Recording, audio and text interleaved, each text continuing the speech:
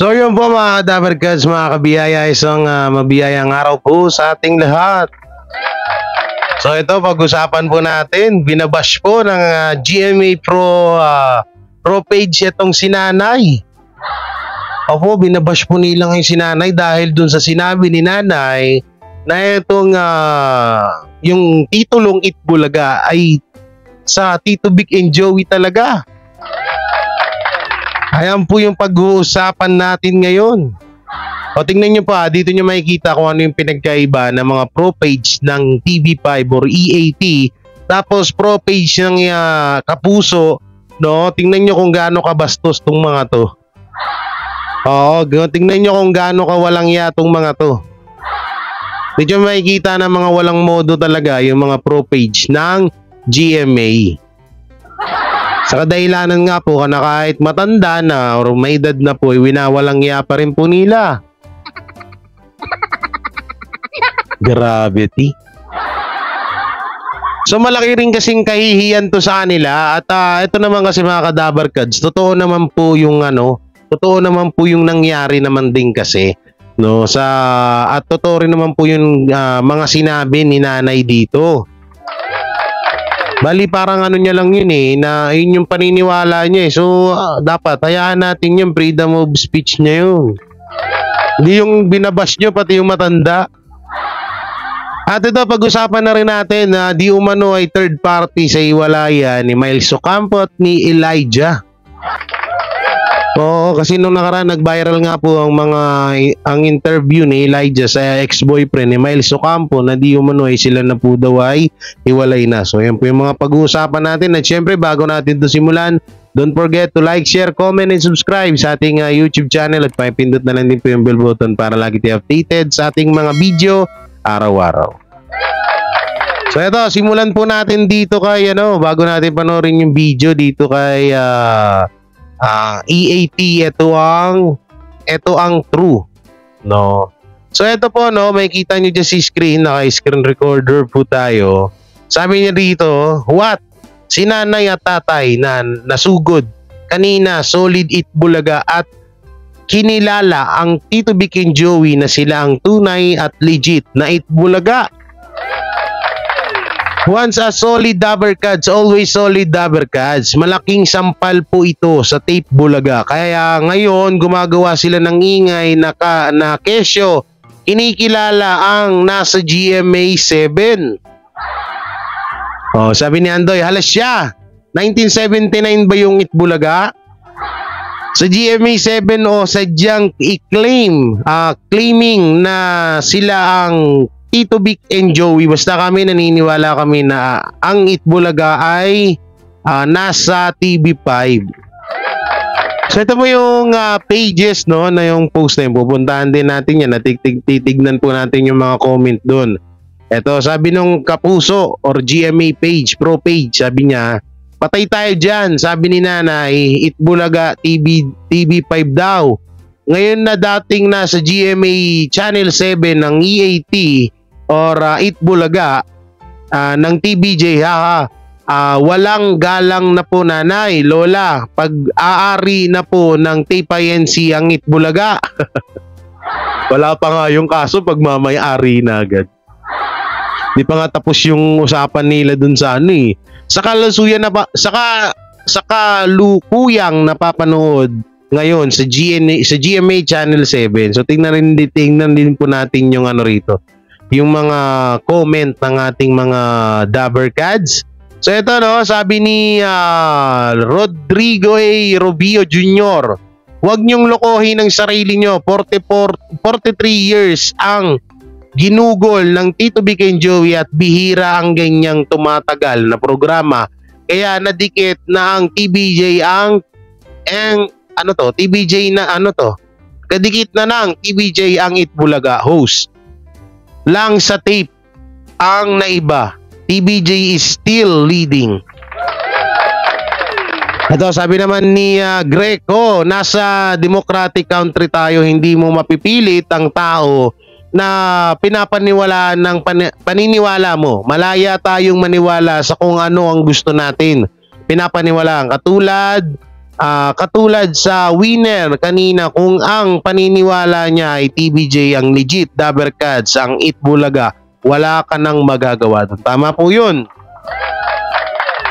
Sabi naman ni JM, ang pag-aari lang nila ang tape INC, hindi ang words na Itbulaga, kasi si Joey De Leon ang nakaisip ng words na Itbulaga. Kaya mawalang galang na din sa mga nag-post na yan, alam niya, kaya ang intellectual property at alam lang lahat ng tao na ang pagmamayari lang ng Halusos ay Halusos family ay tape INC. Tanungin nyo ang Halusos family kung sino ang sa kanila ang nakaisip ng Itbulaga.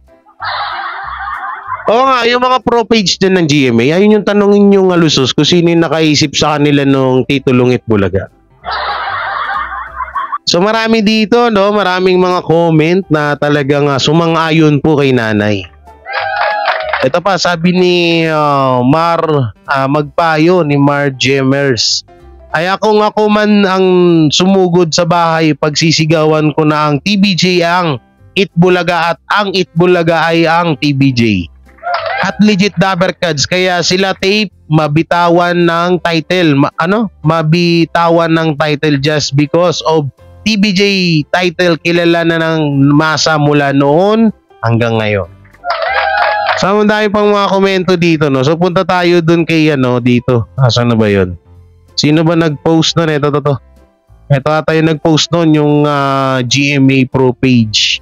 So, dito, sabi niya, wala akong pakialam sa collab nila. Ito pa pala, dinamay niya pa.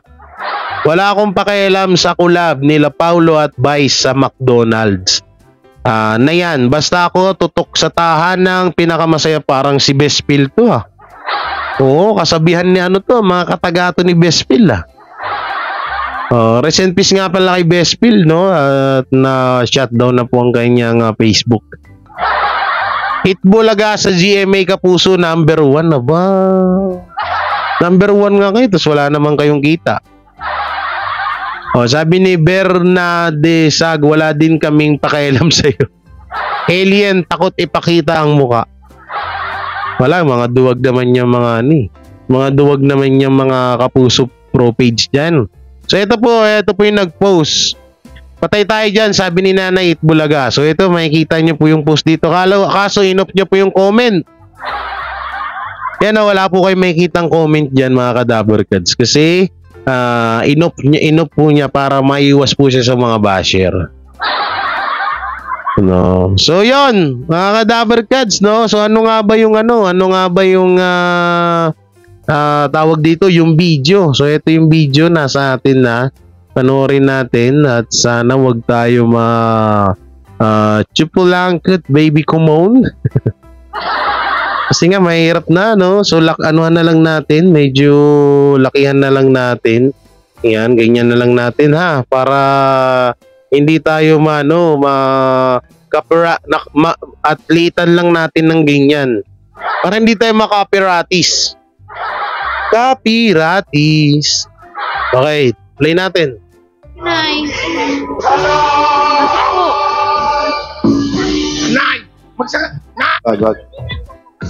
Dito tayo.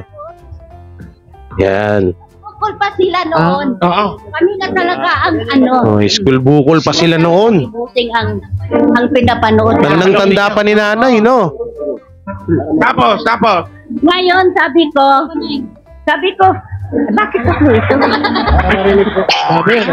Ang kulit din ni nanay. Sabi ko, na kami talaga. Sana 7 kami ngayon, nalipat naman sila sa 5. Sa 5 na naman kami. Doon kami. Ba't hindi talaga? Si tatay ba nagsasabi? Ay! Paano? Merry Christmas po! Ay, Merry Christmas. Masaya naman ni nanay. Okay, tapos po, school vocal yun School vocal, nauna pa sa... Nauna pa yun, 1978 lang. Kanila. Oo. Sabi mo si Bossing, sila yun, si Miss Tapia, si Ungasis, si Bibet, si Mang Time, Mang Time, si si Kabayo. Sino yun? Sila yun. Hanggang ngayon, Nanay, sino si Kabayo? Parang kinabahan si Jose Manalo. Okay? hinahanap pa rin namin sila, Solid ito. Bossing. May ano nga ako. Sabi mo nga si Bossing. Bossing! Matagal na kami napapanood lagi kayo sa TV. Magmula na sa Channel 7 kayo sa Itbulaga. Tapos na, lipat kayo sa Opo. AAC. Yan po. Ay, salamat. Terry J. Salamat Magmula po. noon hanggang ngayon, Bossing, kayo ang aming pinapanood. Salamat Ngayon po. po, nung nasa school bukol kayo, Galing ni nanay. sila ni Po. ni Kabayo, si Mang Oo. Tine, si Mang Ta. Nakakabahan ako doon kay Kabayo eh. Oo. Kayo noon, lagi kayo pinapanood namin. Ay, Hanggang salamat ngayon, po. Salamat kami po, pa, Nay. kayo pa rin ang aming Nay, idol. salamat. Idol namin kayo talaga. Ano nga ako may Salamat po. Kinalikan na. may awit ako daw, may awit nga ako na awitin ko ha. Kanta. Po. Parinig po. Parinig. Kakanta si nanay. Bukol ay laging school bukol ay masaya. Silang lahat. Ano ba nakalimutan ko? Nakalimutan. Bukol ay nagkakaisa. Aming dala, isang libot, isang tuwa. Buong bansa, school bukol.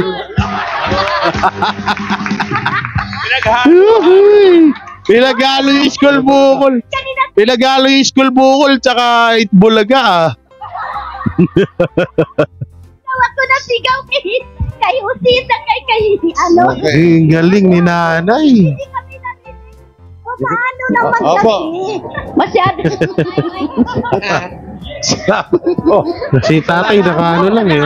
Okay. Salamat talaga. Sige po. Alam mo, ilang linggo ko na itong inaano, Ay, ilang po. linggo ko na itong pinapanalangin. Sige po. Na talagang Ayaw pagbigyan ng mic. maglaro.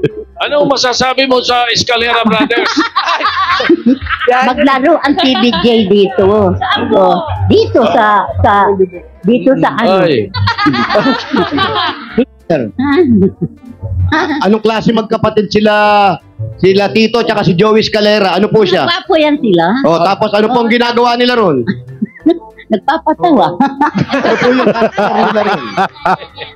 Nagpapatawa. Tama ka naman. Nagpapasaya sila. Tama lagi. naman. Tuwa kami. Kasi, di ba sila, may staff niya, si Bebet. Oo. Si Victor Ongasis po, taga-probinsya. Mabait. Mabait po yun. Matalino. Eh yung Escalera brother po, anong karakter? Makulit pero masaya. Makulit pero masaya. Salamat po. Ay, may sasabihin lang po si Kuya. Ano masasabi niyo sa asawa niyo? Ano lang siya, sobrang saya. Natutuwa siya, hindi niya akalain kasi sobrang manalangin siya. Reliyosong tao kasi si Mrs. Reliyosong tao. Lang ito na. Maglaro ang EAT rito. Oo. Dinasal niyo kagabi? Hindi. Araw-araw halos yan. Dinadasal niyo? Galing naman ni nanay. Maglaro ang EAT rito. Makita namin si Josie, si Wally, lahat sila. Si Jay Guevara. Lahat. Mga idol ko kayo. Oh, kami. Mag-aaway kami lagi kasi. Ay, kailan kayo mapapagod? Okay. So yan, panoorin nyo na lang po dun yan sa ano no, sa tawag dito, sa upload ng TVJ sa TV5 yan. Nakaka-good vibes naman si nanay. No? Nakakatuwa yung mga senior natin na ikinukwento nila. Yung mga natatandaan ho nila mapatungkol sa Tito Big and Joey. Katulad po na yung school bukol na yan. Ako po, aminado po ako na hindi ko po naabutan yan. Hindi ko po naabutan niya kasi magti-30 years old pa lang naman po ako nitong darating na December. Hindi ko po naabutan yung mga ganyan, yung mga school bukol. Pero alam na napanood ko at bago naman ako mag-reaction or magbigay ng mga komento dito, bago ako sumali sa kaguluhan na nagaganap, pinag-aralan at inalam ko po yan lahat, no? So mga kabiyaya, ano pong masasabi nyo doon? Ang akin lang kasi dyan, kasi sabi ko, sana wag naman sana idamay yung damay yung sinanay, si tatay. Ano nila yun freedom ho nila yun ha. Yun po yung paniniwala. Kayo, paniniwala nyo, GMA ang nagmamayari kahit wala pa yung kaso. So inahayaan na lang namin kayo, no? Inahayaan na lang namin. So wala na kaming pakialam dyan. Ang amin kasi dito na lang talaga ang goal namin para wala na ring gulo. Kaya lalo na sa mga ratings, hindi na rin kami nakikipagtalo. Kasi nga, hindi na namin alam kung anong totoong ratings Kasi nilalabas ng Nielsen, number 1 naman ng EAT, tapos ilalabas ng mga pro GMA vlogger, nilalabas nila mga ratings is number 1 ng fake bulaga or ang generic night bulaga. Kaya hindi na kami nakikipagdiskusyonan. Sa inyo na yun. Basta kami, alam namin sa sarili namin, TBJ number 1, TBJ is Itbulaga is TBJ. Yun lang yun, wala nang iba, no? So yun, mapunta naman tayo dito sa isang topic natin, mga Dabber Cats. Itong kay Miles Ocampo, itong third party, ito third party sa hiwalayang Elijah at Miles lumantad na. Sino kaya? Ay, ano tayo dyan hula-hula. Sino ba tong na to? Sino ba tong actress na to na third party? Naku, no. Bakit kaya usong-usong ngayon yung third party, no? Tapos konting kibot, may mga nadadamay, no? Kawawa naman yung mga nadadamay na alam yun, yung mga wala namang alam sa nangyaring issue pero dinadamay ng ibang mga vlogger katulad nito. Ay, mukhang sexy Sino kaya to? Yan, comment nyo nga dyan muna bago ko to play. Sino to? Sinong artista to? Naku po, mamaya ang kutob ko rito, mamaya may mapagbintangan na naman. Kada may nag-iiwalay kasi ngayon, ang laging tinuturo si Andrea Brillantes. May tattoo ba? May tattoo ba? Wait lang Wala naman kasi may tattoo dito si Andrea Brillantes Naku, Ba't kaya gano'n? Wala yan kay Daniel, Andrea. Wala yan kay Gutierrez, si Andrea. Wala yan kay sino ba tong mga naghiwalay pa na si Andrea. Ngayon ito kay Miles Ocampo tsaka kay Elijah. Elijah ay tawag dito si baka mamaya si Andrea Brillantes na naman to. Kawawa naman yung bata. Kung may crush ng bayan, si Andrea Brillantes ang third party ng bayan. Kanak ng teteng. Sige, play natin para maunawa natin kung sino to. Third party sa hiwalayang Elijah at Miles lumantad na. Ako, sino kaya to?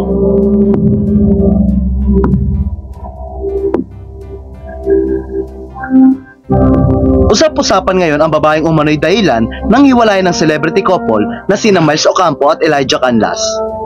Kamakailan lang ay kinagulat ng marami ang pag-amin ni Elijah na hiwalay na sila ni Miles.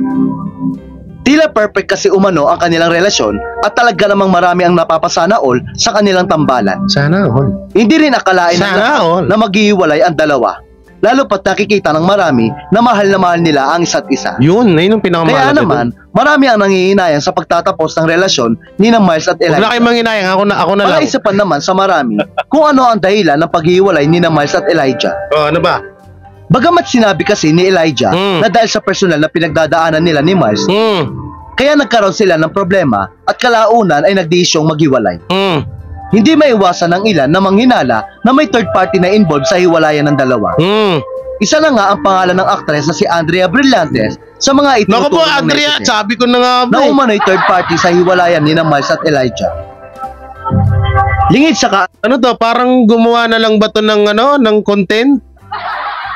Ito yung sinasabi ko, hirap sa ibang vlogger, gumagawa kayo ng content.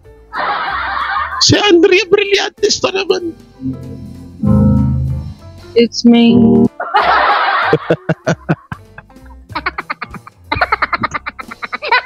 Ang hirap naman nito. Lahat na lang na mag-iwalay dito ng mga artista. Si Andrea Brillantes ang dahilan. Ang hirap ng kalagayan mo, Andrea. Sabi ko naman sa iyo eh. Dapat ako na lang yung sinagot mo, hindi si Richie Rivera.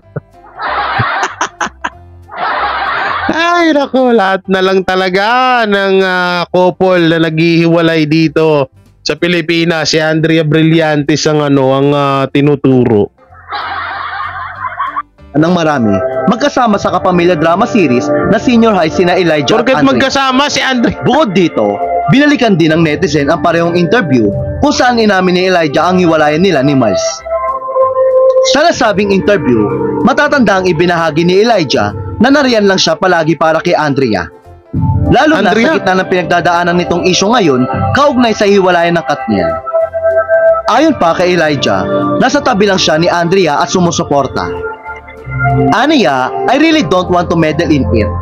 I mean, we all go through personal things and Andrea is a great person and a great artist.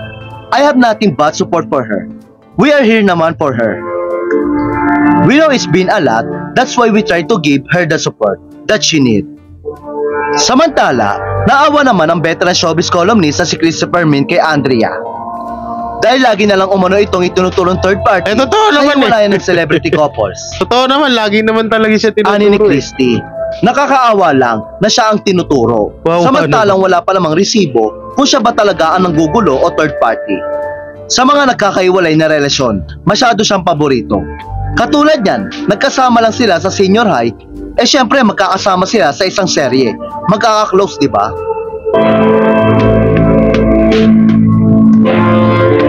Anak ng titing naman, zaklap ng buhay ni Andrea. Kawawa naman yung bata, lahat na lang nang naghihiwalay na nagiging kasama niya rin siya yung pinagbibintangan. At ayun, naging issue rin yung yung nangyari nung nakaraan na biniro ni Henyo Master si Miles Ocampo na yung about dun sa broken niya. Abot dun sa breakup nga, biniro ni Henyo Master. So naging issue na naman yun sa sa ABS-CBN. So, sa mga vlogger na ABS-CBN at vlogger ng GMA, kasi parang daw, imbis na damayan, parang iniinsulto daw. Sabi ko, halos lahat na lang talaga, konting kay Bot, sinisilipan nyo Para kayong mga kakilala ko dyan Oo, yung mga kakilala ko na mga vlogger kuno. So, yung mga vlogger kuno. Oo nga po pala, itong mga kalaban natin na mga noontime show. Balita lang naman, May isang grupo dito ngayon sa YouTube, May isang grupo dito ngayon sa YouTube na bumabanat na rin po sa amin, lalo na sa amin nila Utol Crisulo, Jake Magnus, si Tita Messi hindi pa. Si Chris Ulo, yan, kaming tatlo. Minsan kadalasan sa akin kay Chris Ulo. So ang ginawa, parang nangyayari, parang hinire ata sila ng mga kalaban. Hinire ata sila para banat-banatan kami. So, kapag may mga napanood po kayo dyan ng mga ng mga vlogger na hindi mo naman maituring na vlogger, ang nangyayari kasi doon na tao lang ang pinag-uusapan, hindi doon sa issue.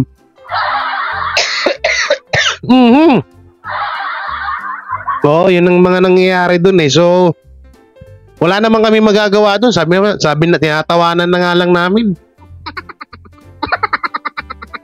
Tapos kung sandamakmak pa yung ginagawang mga sandamakmak pa yung mga ginagawang issue. Issue sa tao, hindi dun issue sa mismong topic nyo, yung usapan nyo, Wala. Kaya inaya namin sabi ko, nakakabobo. So yung mga kabiyaya, mga kadaberkads, anong masasabi nyo sa mga napag-usapan natin? Comment nyo lang po dyan sa baba. At syempre, don't forget to like, share, comment, and subscribe sa ating YouTube channel. At nasa mid ako. At hindi ko na maituloy sinasabi ko kasi ubong-ubo na ako.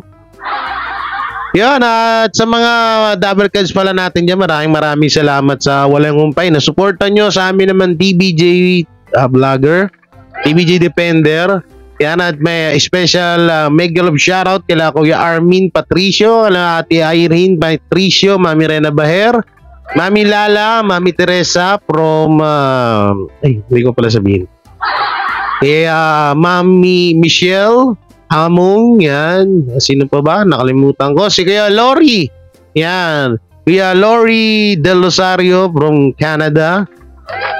Yan, sa kanyang asawa na si Ma'am Rose. Ma'am Rose ba yun? Ma'am Rose Padilla or Del Rosario? Hindi ko Villanueva ata. At sa mga TBJ Forever dyan, yan, mega love shoutout sa inyo at sa iba dyan, kala Ma'am Glenda, shoutout. Yan, sa mga kayate, Sinet, wait lang tingnan ko nga yung para hindi tayo magkakamali. Kala yan, kala EAT, kala Andoy, kay Mix Alden, yan, kay sana yan, Michelle Lynn Among, yan,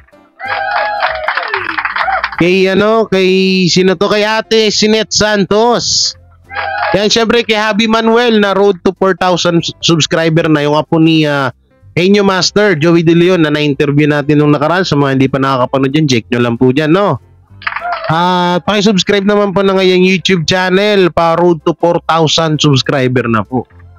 At syempre, pakisubscribe na rin po Oslek Gibara, kay Tito na nagre-reactor din o nagbibigay reaction paputungkol sa issue na nagaganap sa Tito Big and Joey at sa Tepa NC ng mga halusos. At kay Mama Claire Gibara, yung aking mami, aking mama na napakaganda. Pakisubscribe po na ngayong YouTube channel. Yan. So, ingat po kayo palagi. Hanggang dito na lang yung video ko. Ingat po kayo palagi. God bless and peace and bye-bye. Sila ang TBJ Defenders. Pagtatanggol ang katotohanan sa mga bashers. Tunay ang kanilang dala, katotohanan talaga. Ano mang sabihin nyo ay diyan sa kanila uubra. Mga salita nyo na di katotohanan. Sila ang patunay na merong katotohanan. Wala silang kinatatakutan, basta nasa tama kanilang paglalaban. Ang TBJ ay kanilang susuportahan. Sila ang defenders na laging nasa likuran. JD Barra, Jake Magnus, Chris Ulo, Tita Messi, sila ang nandyan.